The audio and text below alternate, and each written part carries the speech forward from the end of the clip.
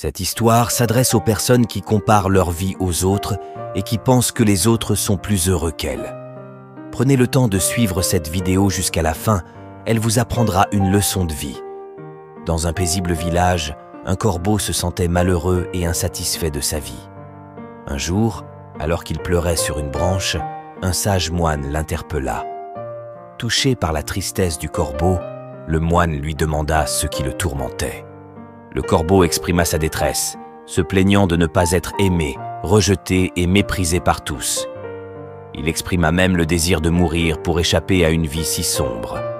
Le moine, empreint de compassion, tenta de lui enseigner une leçon précieuse sur le bonheur et la satisfaction. Mais le corbeau, aveuglé par sa propre douleur, ne put saisir la sagesse du moine.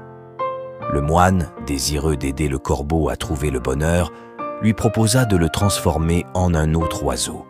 Cependant, il lui demanda d'abord d'aller interroger différents oiseaux pour savoir s'ils étaient vraiment heureux dans leur vie.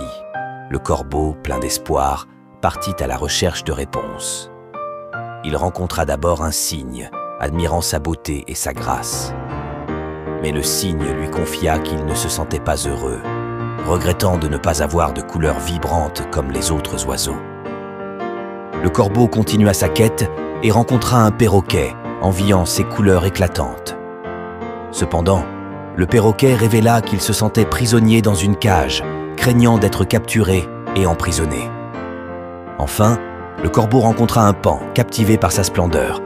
Mais même le paon, enfermé dans un zoo, se sentait malheureux et opprimé par sa beauté.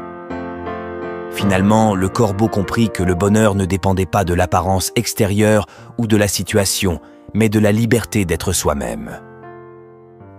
De retour auprès du moine, le corbeau reconnut qu'il ne voulait plus être transformé en un autre oiseau. Les autres souffrent. Certains même sont plus malheureux que moi, dit-il. Il réalisa que la liberté d'être un corbeau, malgré ses imperfections, n'était pas une malédiction. Cette histoire nous rappelle l'importance de la gratitude et de l'acceptation de soi.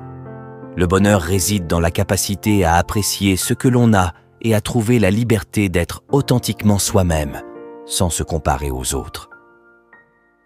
Merci d'avoir regardé cette vidéo et gardez toujours le sourire.